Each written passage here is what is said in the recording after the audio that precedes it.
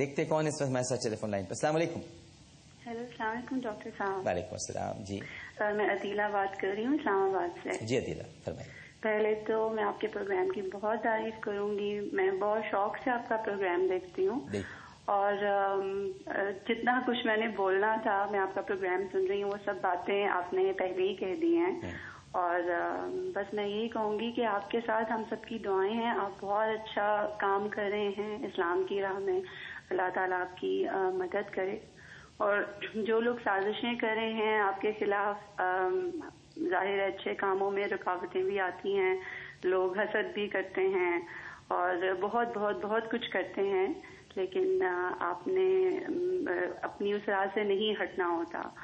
اور آپ کا پروگرام سب بہت شوق سے دیکھتے ہیں. میں اپنے ملنے والوں سے، جاننے والوں سے سب کو یہی بتاتی ہوں کہ میں ڈاکٹر عامر لیاقت کا پروگرام بہت شوق سے دیکھتی ہوں.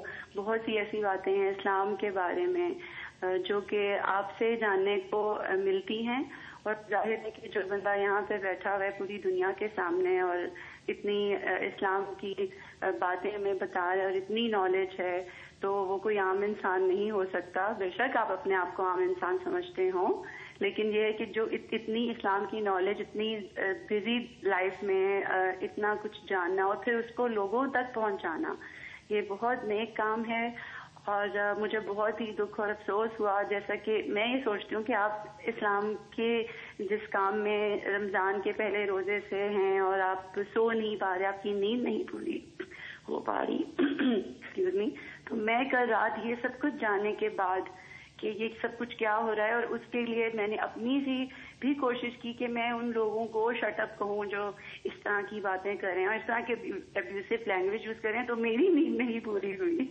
تو وہ بھی ایک اسلام کے لیے میں نے اپنے لیے، اگر آپ کے لیے کچھ کرنا چاہا تو وہ میری طرف سے بھی ایک کوشش تھی کہ ان لوگوں کو چپ کرایا جائے. لیکن بہتر یہی ہے کہ آپ کی بات بالکل درست ہے کہ جو بھی وہ نقلی باتیں یا جو بھی تھا ڈبنگ ہے، میں نے تو اس کی طرف دھیان بھی نہیں دیا.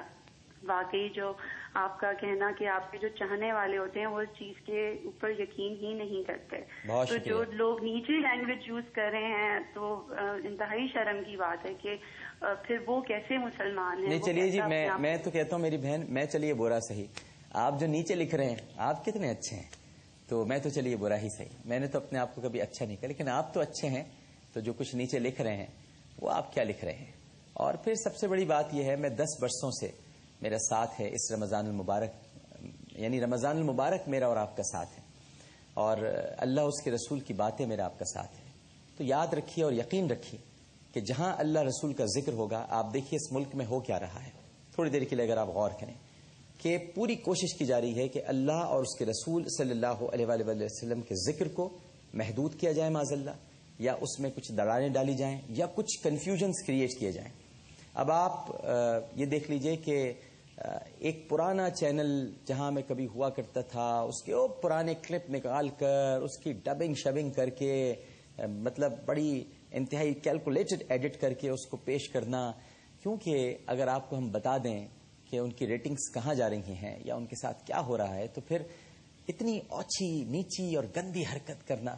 ارے بھائی، مقابلہ ہونا چاہیے تو کھل کر مقابلہ ہونا چاہیے، اور اس کے لیے انسان کو محنت کرنی چاہیے، کام کرنا چاہیے. چونکہ ہم حرمت رسول صلی اللہ علیہ وآلہ وسلم کی بات کرتے ہیں، ہم نبی کریم صلی اللہ علیہ وآلہ وسلم سے پیار کرتے ہیں، تو ظاہر ہے کہ یہ ساری پریشانیاں، ساری تکالیف. میں ایک چھوٹی سی حدیث سنا کر میں وقفے پہ جاؤں گا، پھر آپ سے باتیں ہوتی رہیں گی. ایک بہت بڑے صحابی تھے، انہوں نے نبی کریم صلی اللہ علیہ وآلہ وسلم سے فرمایا کہ میں عرض کیا کہ یا رسول اللہ صلی اللہ علیہ وآلہ وسلم، میں آپ سے عشق کرتا ہوں.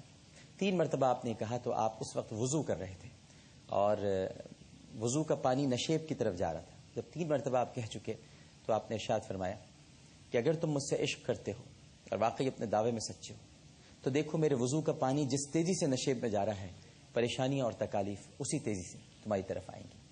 تو جہاں پر عشق رسول صلی اللہ علیہ وآلہ وسلم کے معاملات ہوں، جہاں حرمت رسول کی بات ہو، وہاں یہ سب کچھ ہوتا ہے اور ہوگا، اور ابھی بہت کچھ ہوگا، اور یقیناً ہونا چاہیے. اس لیے کہ یہ نہیں ہوگا تو خیر اور شر میں تمیز کیسے ہوگی؟ کیسے پتہ چلے گا کہ خیر کہاں ہے اور شر کدھر ہے؟ یہ تو ہوگا، یہ تو ہونا چاہیے. اور میں ہمیشہ اللہ کی رضا پر راضی رہا ہوں. یہ ساری چیزیں ہیں، یہ بہت ضروری ہیں ان کا ہونا. کھل کھل کے چہرے آ جائیں، سامنے نظر آ جائیں، جلتے ہوئے چہرے. قد بدت البغضاء من افواہہم وما تخفی صدورہم اکبر. یا نبی، اے پیارے، ان کے دلوں میں جو آپ کے خلاف رنجش ہے، یہ ان کے چہروں پہ جو رنجش نظر آتی ہے اس سے کہیں زیادہ ان کے دلوں میں ہے. وما تخفی صدورہم اکبر. تو آپ سوچ لیجئے کہ جتنا کچھ دکھایا گیا ہے اس سے کہیں زیادہ دکھانے والے کے دل میں موجود ہے. تو بس ہم تو یہی کہتے ہیں قل موتوا بغیظکم، جل جاؤ اپنی ہی آگ میں. ایک چھوٹا سا وقفے کے بعد حاضر ہوتے ہیں. پروگرام ہے نیکی، کیونکہ نیکی ہوتی ہے، چھوٹی یا بڑی نہیں ہوتی. السلام علیکم ورحمۃ اللہ.